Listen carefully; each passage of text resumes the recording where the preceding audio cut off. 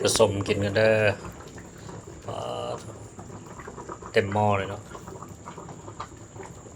มีไม้ฮ้อนใส่เครื่องหอมยังครบสุดหมดเลยผักชีผักหอมบัวแล้วก็หัวข่า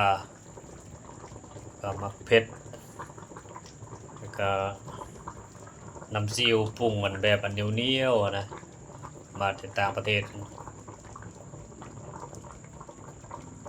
กับอันผักกันจองใส่กับมักเผ็ดป่นโอ้ร้อนๆเลยนี่นะเข้มข้นดีขนาดเลยสดน้ำแกงร้อนกัน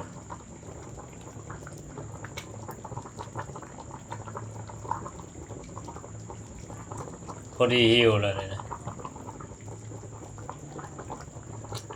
ข้าวแดงแกงร้อนเพื่อสุขภาพเนาะตอนรับความสุขดีอาหารการกินสำคัญที่สุดเลยเพื่อว่า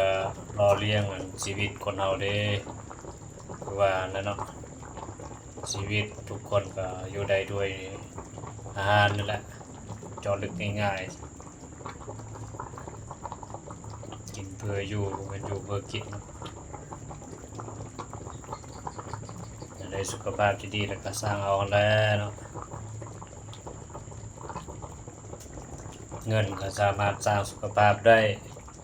สุขภาพก็สามารถสร้างเงินได้มันเป็นสัจจะคือความจริง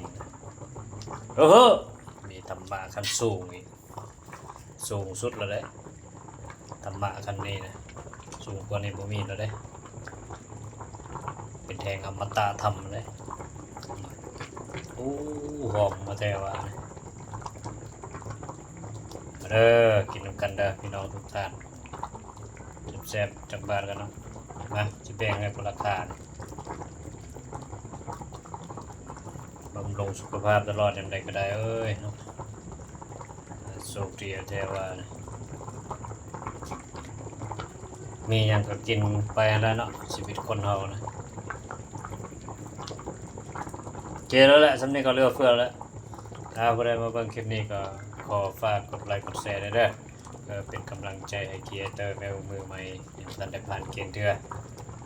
ขอให้ความสุขความเจริญจงเกิดขึ้นกับทุกๆท่านเถิด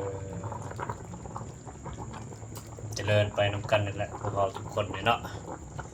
โอเคละหายโชคดีจับเงินหมื่นตื่นดอลลาร์เนาะ